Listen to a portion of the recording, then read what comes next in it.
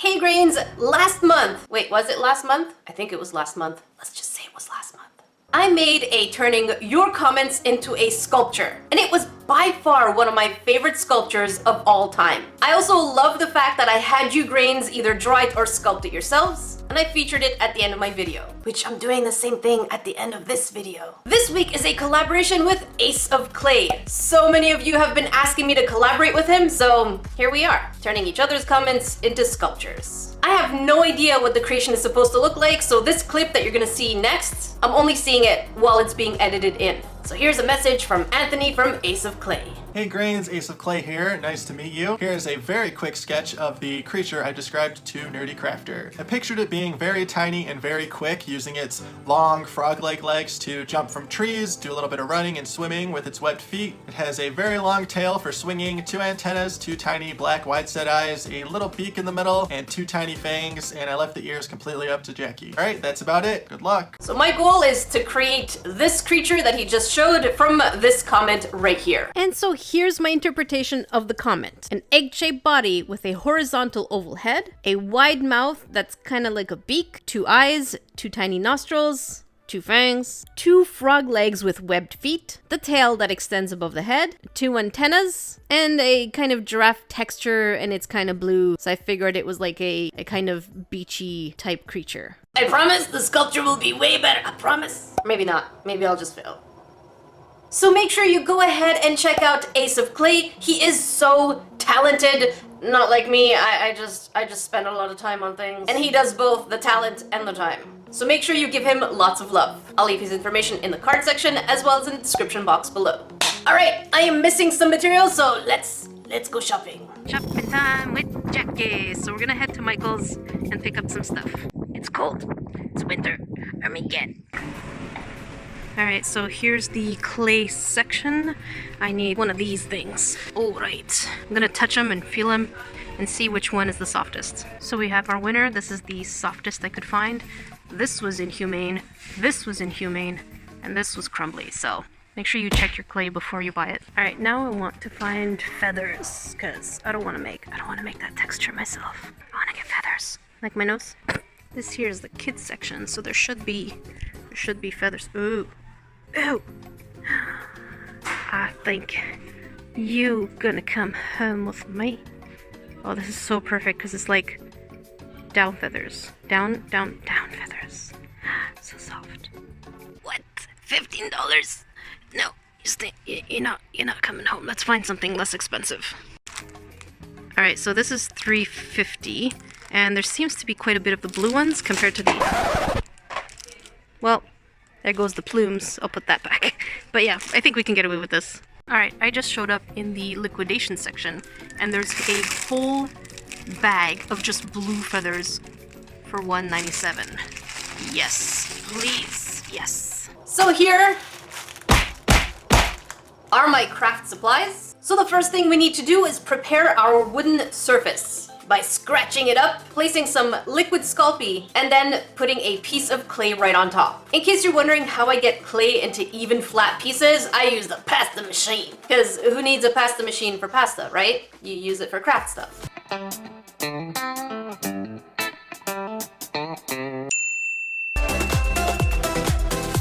When it comes to making the body, because it's such a shape that I'm not used to making, which is kind of like a really condensed frog-like kind of shape on just 2 legs, and especially because the tail is supposed to go over the, oh my god, I really struggled trying to figure out how to position the legs, what pose I wanted it to be, how am I supposed to put the wires, what is the meaning of life. Yeah, getting that armature going was quite the challenge. Thanks for nothing, Anthony! I'm just joking. I'm joking. Salty is always here. I can't control her all the time. So you can imagine after getting it in place, which took forever, I was pretty tired of hammering. Since this creature has webbed feet, I figured I needed to make kind of an ocean environment, just a tiny one right underneath it. So once I put the base on, I just cut a little piece and smoothed it out. Alright, so while it's baking, let's go ahead and make the eyes and set them aside so that we can be ready when we need them. So since this creature has 2 wide set eyes. So from what I understand is that they are far apart. And since this is kind of an aquatic, birdy type lizardy creature, there are 2 options. Either we can make the eyes kind of like a frog, or we can go ahead and make it like a bird, which looks from far completely black. So let's do the 2 then. For this method, I've always been using the Mandarin Ducky method, and all it is using your acrylic paint on half dome cabochons. I also like using a little bit of the iridescent nail polish to give it a little bit more flair.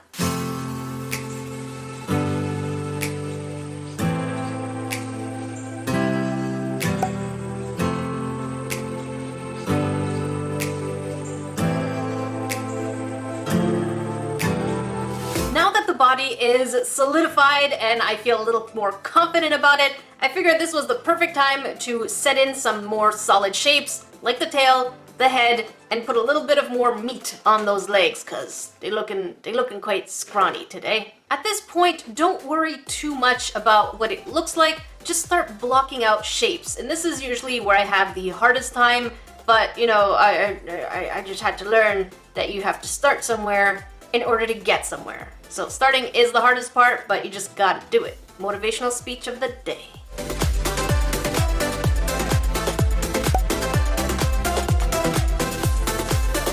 Once I did that last armature bake, I had so much more confidence to block out the shapes and hide all of the foil paper.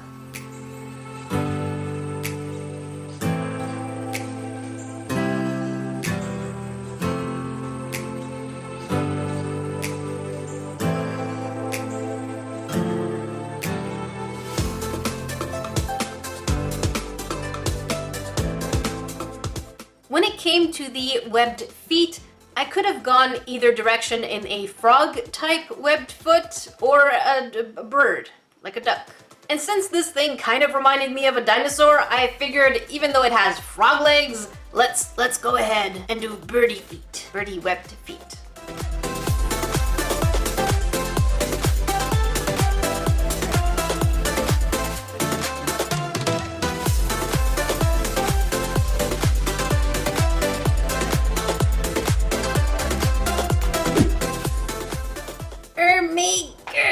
So far, so good. I'm really excited about this piece so far. I know it looks like a Velociraptor. or a kind of T-Rex, but the fantasy elements are going to be added on as detail. If you look here, we have the 2 antennae. Wow, can't speak today. So they're going to go right on top, and it's going to have, hang on, there we go. And it's going to start almost looking like an ant for some reason, which is kind of neat. I know I'm down here, but follow me. Let's.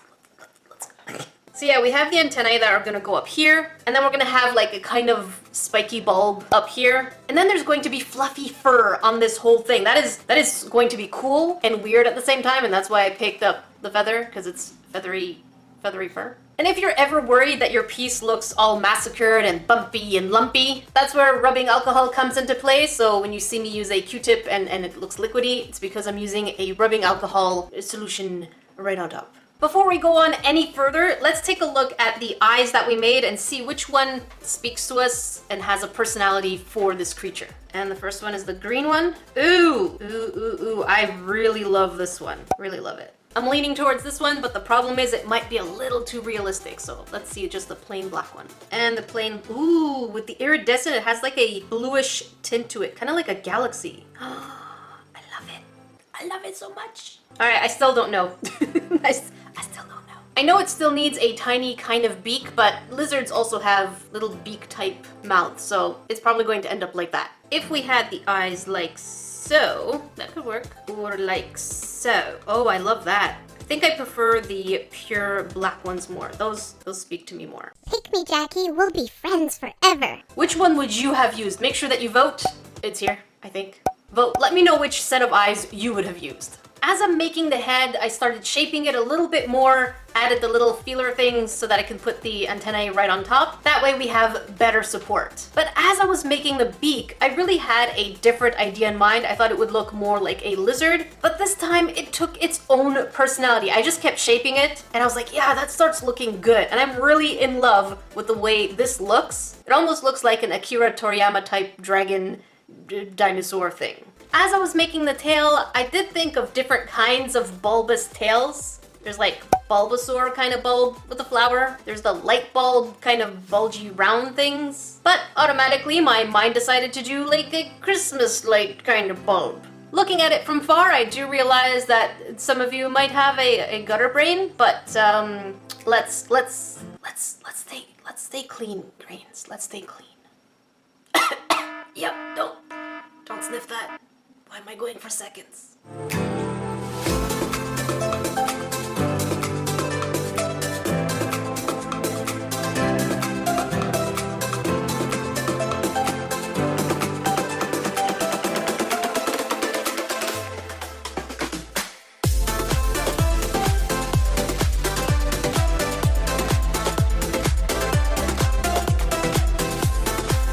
Alright, so it turns out that the black eyes, wait, let me show you. We're a little too deep sea for this creature. Jackie, you have abandoned me. Why? So I have to opt for the aquatic type look, but not deep sea aquatic. I guess I changed my mind. What you gonna do? Go fight me? Come on, let's do it. Let's do it. Fight me. Fight me. Alright, you Grains know what time it is. Time to put our hands together and pray to the baking gods. Dear baking gods of Evermore, please protect my piece from cracks, burns, and fallen limbs. And also, Stop breaking my stuff! before putting it in the oven, I totally forgot to add the giraffe pattern. Ermigerd, that would have been an auto fail. So I added some on the legs and miscellaneous parts.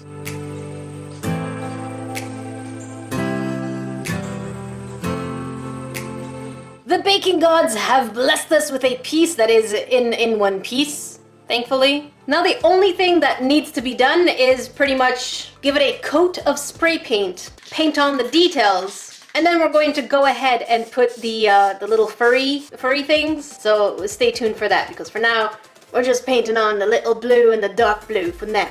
For now.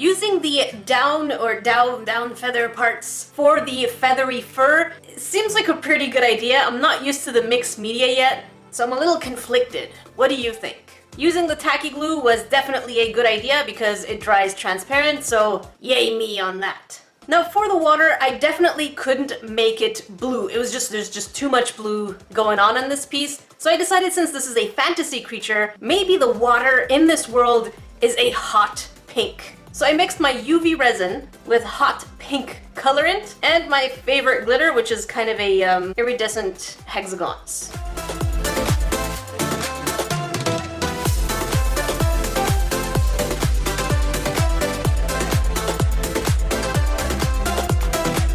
Alright, this has never happened to me before, where I cure resin and then, lo and behold, it lifts from the base. That's new to me. So I'm going to go ahead and try and fix it with some glue gun. And then the only thing that's left is to make a metallic pearly finish, which I'm not quite sure how to do. So I'm going to use this nail polish only on the parts that are giraffe-like. And then the whole thing will get some varnish, but off 'cause I like things matte.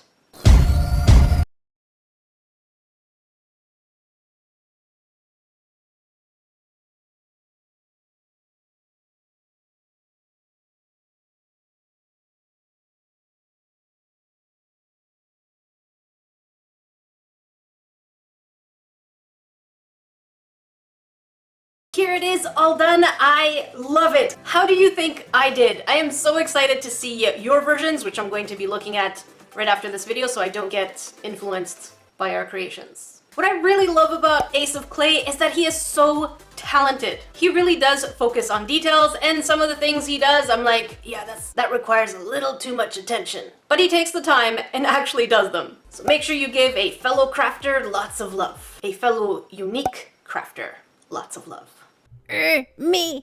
Good. There were so many amazing submissions. I've gotten about 230-ish. And it was really cool to see your interpretation of the same comment, turning it into your own art. It was also really interesting to see those of you who decided to add ears versus those of you who didn't. Now, I didn't because not only did I kind of forget, but also I figured it was aquatic, so, and lizardy and birdy. So the ears are kind of just little cavities that you may or may not be able to see.